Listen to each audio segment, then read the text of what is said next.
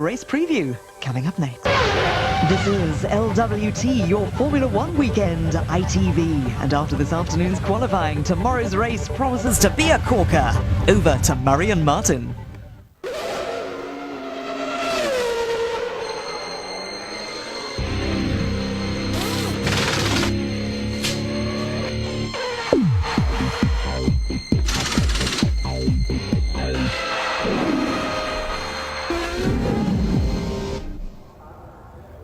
Welcome to the heartland of Austria, a perfect setting as the second half of the Formula One season revs up. And a perfect setting too for this week's F1 special.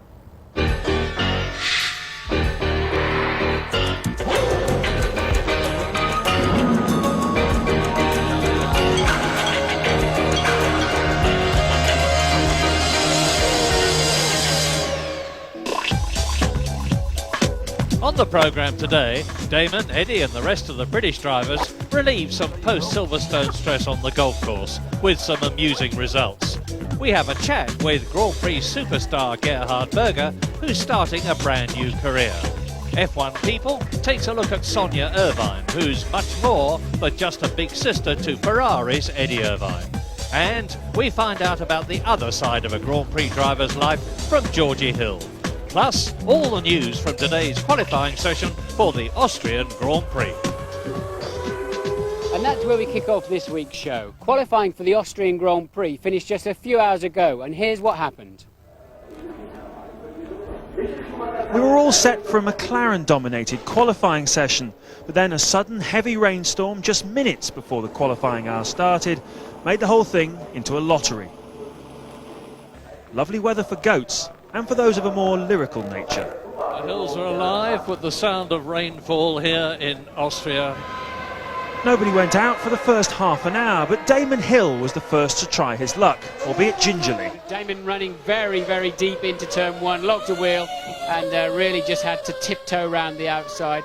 There appears to be no grip out there. With the weather so hard to predict, others risked an early run. World champion Jacques Villeneuve came a cropper, as did Giancarlo Fisichella, but the young Italian was to bounce back spectacularly later on. Changing conditions seemed made for Michael Schumacher in his legendary car control. And this is going to be yet another fastest lap. Indeed it is! But as the sun came out and a dry line emerged, all the action happened in the final moments of qualifying. It was every man for himself. And we have now got 1 minute left of qualifying. This could be the strangest looking grid that we've seen for a long, long time. And Jean Alesi is going faster again. Yes, he's in pole position. 13 seconds to go. And there is the pole position man, Jean Alesi. Amazing. Alesi is fastest. Fisichella is second. Schumacher goes down to third. Barrichello to fourth. Hakkinen fifth and Salo sixth. What a grid. And the session is now finished, except for the laps that they are on. And there's still a lot more action to happen in this last minute and a half. And Michael Schumacher up to P3. Schumacher, second row of the grid. He will not start from the front row. So Frentzen making it up to fifth. I think the two McLarens could make something of this last lap. Hakkinen's on a good lap. And last corner for him, he's not going to get caught up in that traffic. And just behind him is David Coulthard, also on a good lap. And Hakkinen goes third. Hakkinen made it work. Coulthard obviously had some kind of... Fisichella's in pole position. Giancarlo Fisichella in the closing seconds of the qualifying session for tomorrow's Austrian Grand Prix goes ahead of Jean Alesi by an incredible 0.7 of a second as the conditions improve. And it looks as though things are settled now with this amazing result. The grid for tomorrow's Austrian Grand Prix is going to be dominated at the front by Giancarlo Fisichella, his first pole position. But the last lap lottery was a washout for Damon Hill. He gambled and lost and was furious to wind up in 15th place. One slot behind David Coulthard, who had another disappointing Saturday afternoon. So the grid for the Austrian Grand Prix looks like this. Giancarlo Fisichella's first career pole, alongside him Jean Alesi in the Sauber. Row 2, and this is where the action should be, Mika Hakkinen and Michael Schumacher. Row 3, Rubens Barrichello and Mika Salo in the Arrows. Row 4 sees Heinz-Harald Frentzen, alongside Eddie Irvine in the second Ferrari. Row 5, Ralf Schumacher and Olivier Panis in the Prost. Row 6 sees world champion Jacques Villeneuve alongside Jos Verstappen in the Stewart. Then on row 7, Pedro Diniz and David Coulthard, rather downcast. Row 8, Damon Hill and Jarno Trulli in the Prost. Row 9, the hometown boy Alex Wurz having a bit of a struggle, alongside him Johnny Herbert in the Sauber. Row 10, Esteban Tuero and Toru Takagi, and bringing up the rear is Nakano and Ricardo Rosset. At the beginning there was a lot of water, and for us with Bridgestone tires was very, very difficult. There was aquaplaning everywhere.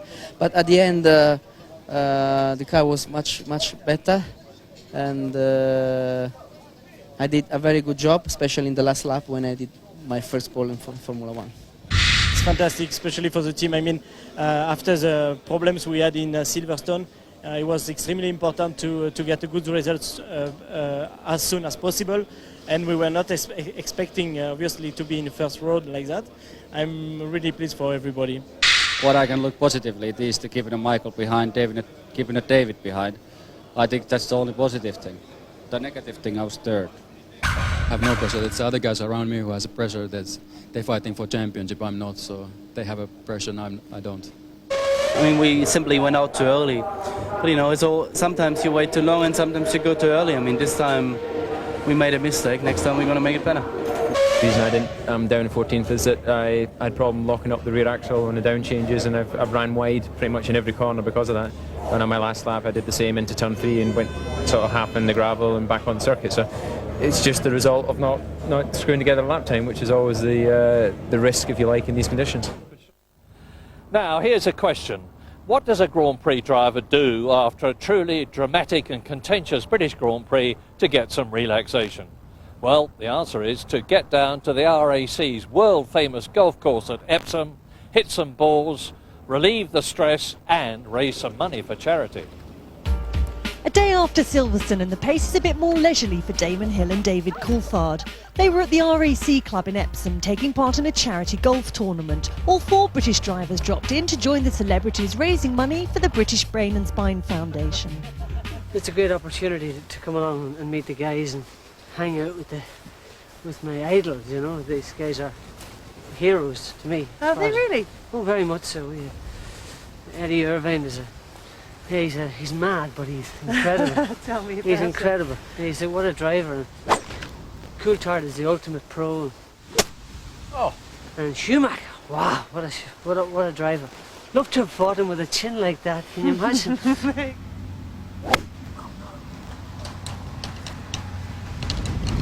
What's his business with the trees over here? These trees Yes. are very important in golf. Yeah. Now, what you have to do, in order to get on the telly, what you have to do is play a really bad shot and go into the trees or the bunker, and then everyone likes to see what you do, you see? Hug a tree. Before you chop it down with your dog.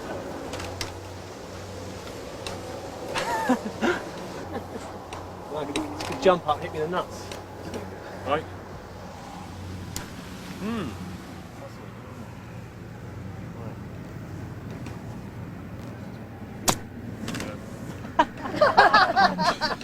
Do you want me to do that again? I don't believe it. While Damon was chopping down trees, Johnny Herbert was also doing a spot of gardening. Oh, you got that one. How come you get the buggy and everybody else has to walk? Well, it's quite good for me because I'm a disabled person, so I can get away with it. In what way? My little feet. Oh, okay. You forgot about that. Well, I know you've got problems there, but Yeah. no, I remember your feet. Ooh. Yes, my feet. No, I find it because it's all up and down, and it just gives my feet a lot of sort of twisting around, which they're not used to. And they could They do do, that. they do ache. No, but I enjoy it. It's just nice to get away and it's relaxing, and it's nice with the guys I'm with because they're sort of race enthusiasts, and it gives them a chance to mingle with the drivers, which is nice. Eddie Irvine wasn't letting his round interrupt a perfectly good telephone conversation. We're not. Hold on a second, hold on.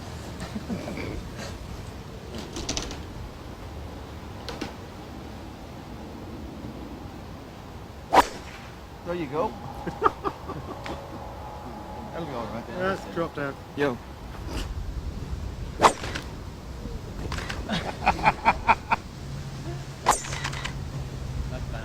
That's all right, isn't it? So we didn't see the first one, did we? How does it work? Are you all playing against each other? I've no idea. I'm just trying to get the ball in the hole, that's all I know. Being with the Grand Prix circus on the road can be very busy. Ferrari's Eddie Irvine is no stranger to a hectic schedule. His sister Sonia has a hectic schedule of her own looking after him, and she's the subject of this week's F1 People.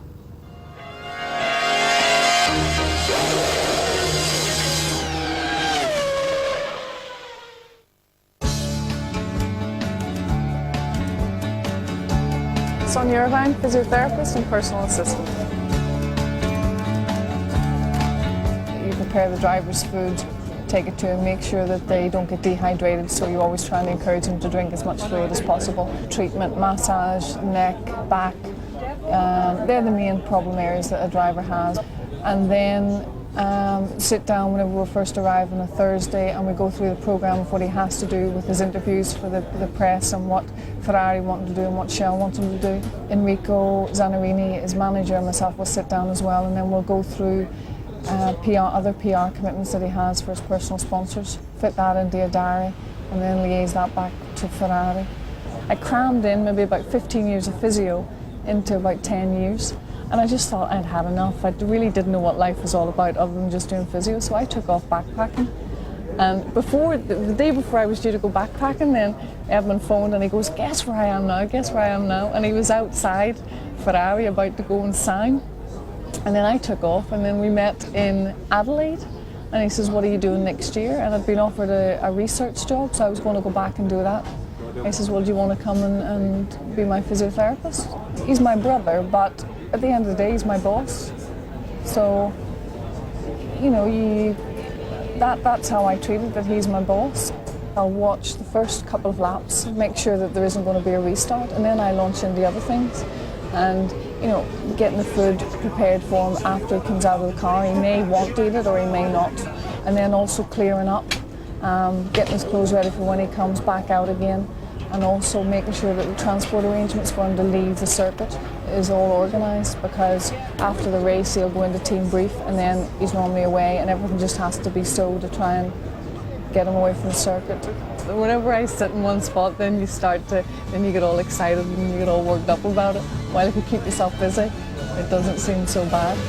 I really like the people, and you know, there's a lot of people that I get on really well with, and I think most teams, you know, I tend to know someone there, and it's the people that make it nice.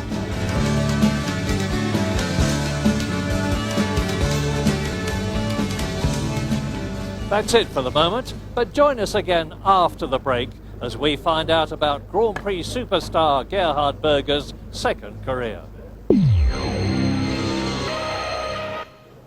10 times a Grand Prix winner, Gerhard Berger has decided he'll drive no more after retiring at the end of last season. Amazingly, he's taken up a new role as motorsport director at BMW. Murray's been talking to him. Gerhard, you've been leading a comfortable and luxurious life as a Grand Prix driver for 14 years, and now you're changing to a new administrative job. It's going to be difficult?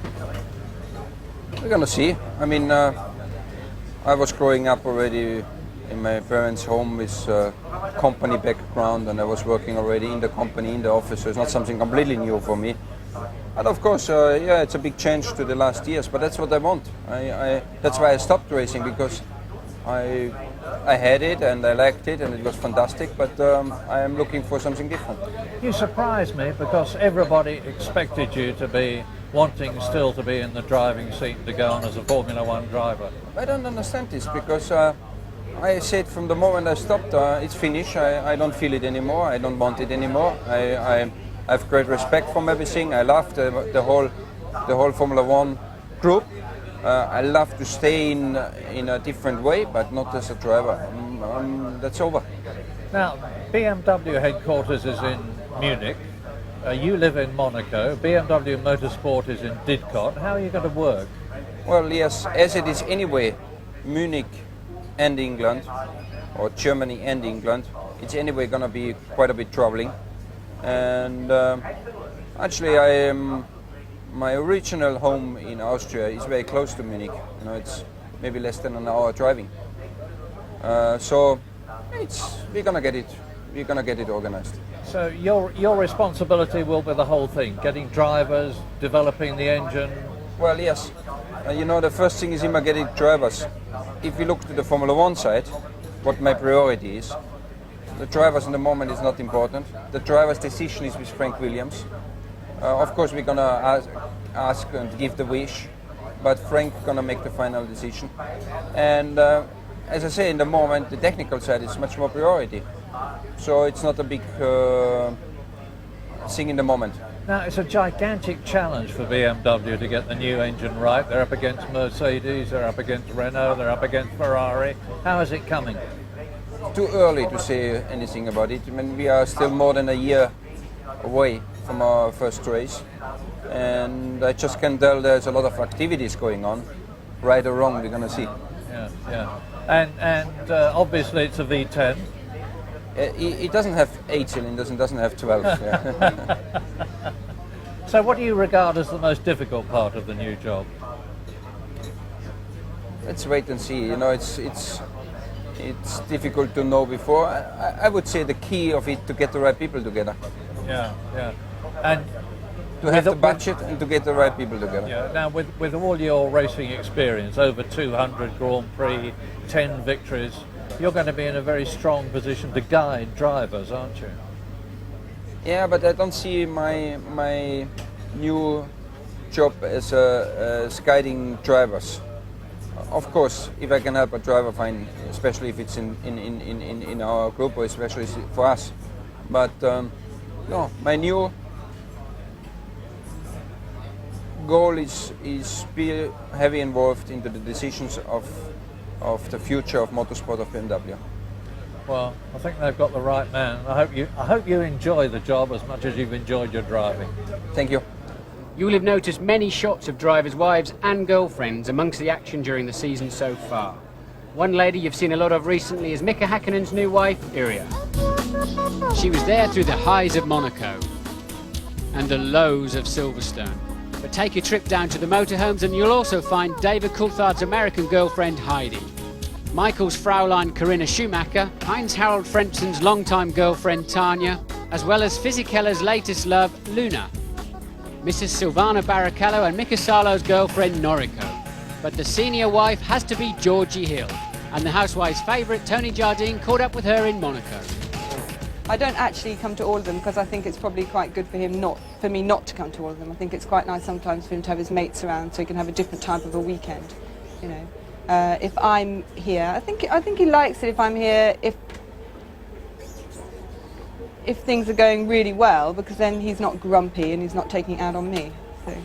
You've given him a lot of support during his career. You've been through all the highs and lows. Now there's a few lows at the moment, so what happens when he gets home and slams his helmet on the kitchen table? What do you say, a bad day at the office, dear? I try not to say anything actually when he first gets home. I try to pretend it hasn't happened for a little while, until he's ready to talk about it himself. You know, I wouldn't sort of jump on him as he came to the door and what happened, what went wrong, because that would drive him crazy. But he generally gets in, has a romp around with the children, and then plays his guitar for half an hour, and then he'll come in and say, you know, you won't believe what that guy said to me, or you won't believe what they did this time, and then that will start for about 2 hours, and I'll nod, oh, that's terrible, dear, and all that business. And we let it go on for about 24 hours, and then talk about something else. Is he a good dad? He's a brilliant dad, yeah, he's a great dad, loves his children, and he's a great dad. I mean, he's really good with the baby, he's happy to change her and feed her and chats away to her and everything. But he's great, you know, with the old ones as well. Now you've got a larger family, do you worry about the dangers more? I don't think more. I try not to think about it, really. I think if I was to think about all the things that could happen to him, not just at the racetrack, but on his way to the racetrack, you know, that he's in helicopters half the time and jets half the time, and, you know, you'd go absolutely bananas. So I try to think of it that it's his job. It's just his job. It's what he does for a living. Have you ever thought about telling him to quit? No, never. Wouldn't do that. I'd rather have him doing what he wants to do, and then we get happy daddy at home. Otherwise, we'd have grumpy daddy all the time. And of the 3 teams he's been with in Grand Prix racing, which do you think is his favourite? I mean, obviously at Williams, he won his World Championship, which he absolutely was fantastic, and we will never forget that race in Suzuka. Just will be with us forever.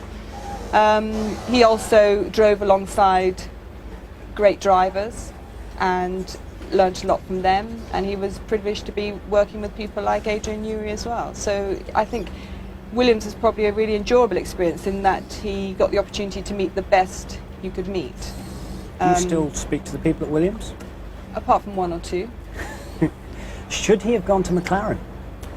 I think if Ron had really wanted him to go to McLaren, he would be at McLaren now.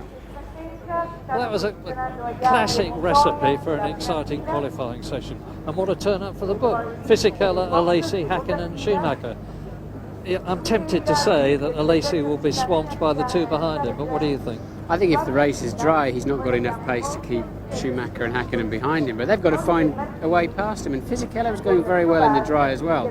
And today was very interesting. A bit of luck of the draw, but then you make your own luck, and putting him out just at the end there, so he crossed the line with a few seconds to spare, was so clever. Doesn't it just show, though, that if you're good enough and the conditions are right for your lack of power, you can be 6 on the grid like Salo is. I mean, he's never been as high. Do you see him finishing well up tomorrow in the first 10? Not if it's dry, he just hasn't got enough power. I think faster cars behind him will have enough speed to get him even in the relatively short pit straight, but he'll enjoy the first few laps. And what does poor David have to do? 14th on the grid when he desperately needs points. He said it's not his year, and it really doesn't look like it, does it? No, it looks like he made a mistake on his last lap or got traffic in the midsection. I haven't seen him yet, but it's a disaster for him. He's been fastest all through all the dry sessions, at the top of the pile, and suddenly he's about 14th on the grid, but there you go. Well, we've got the two top men on the championship on the second row of the grid.